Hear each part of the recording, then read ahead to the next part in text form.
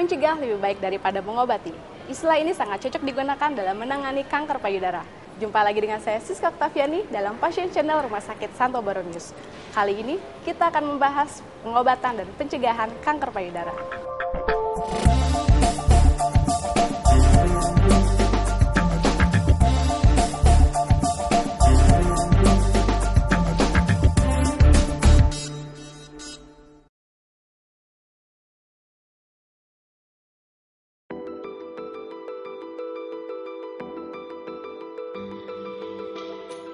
Gejala kanker payudara tidak mudah untuk diketahui dan biasanya tidak menunjukkan gejala bila mulai sakit.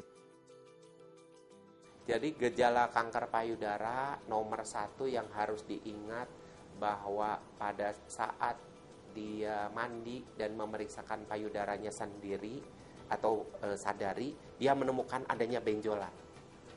Benjolan yang dalam kesehariannya dia monitor, si pasien itu memonitor, tambah lama kok tambah besar. Nah, itu. Terus benjolan itu tidak disertai sakit. Terus kemudian tiba-tiba ada penarikan kulit di atas benjolan itu. Terus kemudian perubahan kulit seperti kulit jeruk. Terus putingnya tertarik. Terus kemudian putingnya berdarah atau mengeluarkan cairan seperti getah mentimun. Kanker payudara itu tidak bisa dicegah. Apakah seseorang itu akan dapat atau tidak bisa dicegah. Tapi resikonya dapat diturunkan dengan pola hidup. Nomor 1 adalah memakan makanan yang low fat, ya, rendah lemak. Terus dia melakukan aktivitas yang cukup, yaitu 4 jam 1 minggu atau 30 menit per hari. Itu sudah cukup. Nah, itu 1. Kedua, untuk kanker payudara, seperti tadi saya sebutkan, dia tidak bisa dicegah. Tetapi kita bisa memperoleh keadaan sedini mungkin. Kalau kita dapatkan sedini mungkin, maka prospek kesembuhan terkontrolnya penyakit akan semakin besar. Nah, untuk memperoleh keadaan sedini mungkin, maka seorang wanita sesudah dia mendapatkan menstruasi, dia harus rajin sadari melakukan pemeriksaan payudara sendiri. Dan setelah dia menikah, dia mulai melakukan pemeriksaan rutin.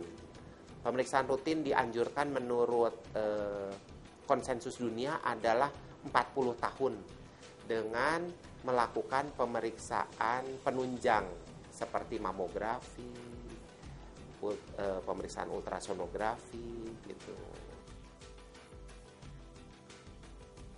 Layaknya semua kanker payudara terjadi ditandai dengan adanya pertumbuhan sel-sel yang tidak lazim dan sel-sel tersebut menjadi sel-sel kanker.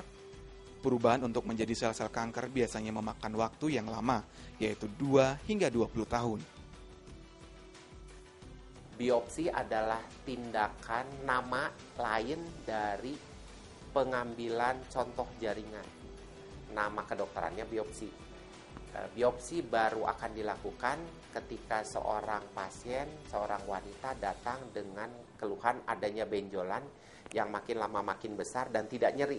Maka biasanya dokter akan menganjurkan untuk melakukan pengambilan contoh jaringan, yang secara kedokteran disebut biopsi. Karena kata-kata biopsi ini seringkali diinterpretasikan oleh pasien itu sebagai operasi untuk ngambil jaringan, untuk meriksain jaringan saja. Tetapi sebenarnya biopsi itu lebih dari itu, karena di kita di Rumah Sakit Boromius itu pengambilan contoh jaringannya itu dalam 30 menit sudah bisa dapat hasilnya.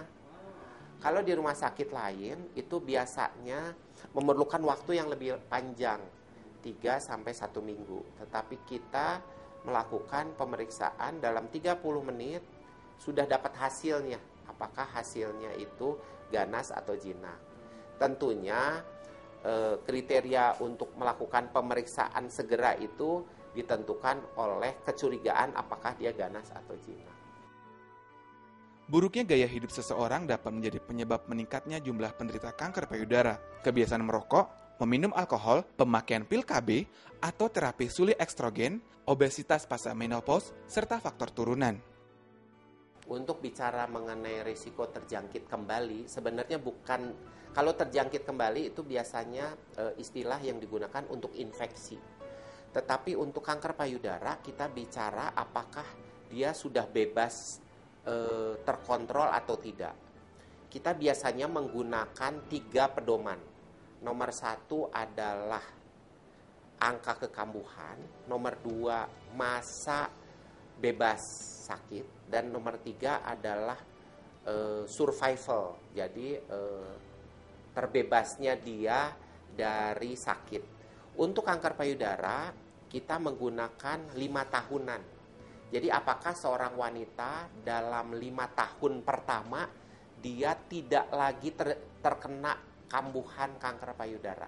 Berarti itu sudah baik. Nah, masuk ke 5 tahun kedua dan selanjutnya. Nah, untuk angka kekambuhan payudara, kanker payudara itu mempunyai angka kekambuhan yang cukup tinggi jika datang ke rumah sakit pada keadaan yang lanjut, gitu ya.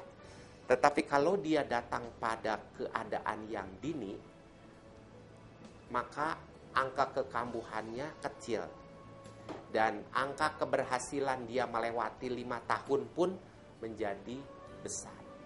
Tapi kalau dia datang karena dia berobat dulu ke alternatif, ke dukun, ke paranormal, datang ke sarana medis itu terlambat, maka angka kekambuhannya menjadi tinggi.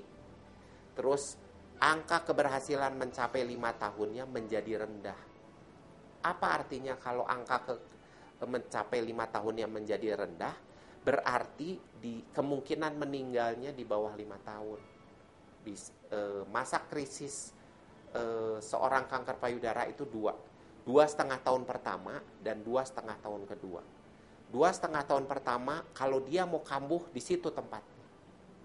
Nah, tapi kalau dia berhasil melewati 2,5 tahun pertama dengan baik, maka kemungkinan besar dia akan mencapai 2,5 tahun kedua dengan mudah. Setelah dia melewati masa kritis kedua, 2,5 tahun kedua dengan baik, maka prospek dia akan tidak terkena kanker payudara makin besar. Tapi semua itu ditentukan dengan makin dini pasien itu datang ke rumah sakit, ditemukan, diobati, paripurna, maka capaian kambuhan dan dia berhasil melewati 5 tahun pertama itu makin besar. Kanker payudara merupakan momok yang sangat menakutkan bagi wanita. Untuk itu sangat penting tindakan pencegahan. Beberapa ahli diet dan ahli kanker percaya bahwa perubahan diet dan gaya hidup secara umum bisa mengurangi angka kejadian kanker. Kalau pengobatannya itu ketika kita menemukan seorang wanita dengan kecurigaan adanya benjolan di payudara, kita akan menganjurkan wanita itu untuk diambil contoh jaringan. Setelah contoh jaringan itu diperoleh, dalam waktu 30 menit akan diperoleh kesimpulan. Setelah kesimpulan itu ada, maka step yang berikut adalah pengangkatan payudara. Dalam pengangkatan payudara, kita selain untuk melakukan pengontrolan di daerah itu agar tidak ada jaringan atau kaki-kakinya yang tertinggal, kita juga melakukan evaluasi terhadap keterlibatan kelenjar getah bening. Apakah sudah ada atau tidak. Semua itu untuk menunjukkan stadium berapa si ibu itu. Setelah itu baru kita setelah pengangkatan payudara, penentuan stadium, baru kita menentukan apakah harus dilakukan pemberian pengobatan tambahan seperti kemoterapi atau radiasi atau hormonal terapi atau tidak, sama sekali cukup selesai. Nah, itu adalah jenis-jenis pengobatan yang akan dilakukan pada seorang yang menderita kanker payudara. Indonesia, negeri yang kita tinggali ini memang sedang beranjak maju. Seiring pertumbuhan ekonominya, jumlah penyakit pun terus meningkat. Sekian pembahasan tentang kanker payudara, sampai jumpa lagi dengan tema kesehatan lainnya.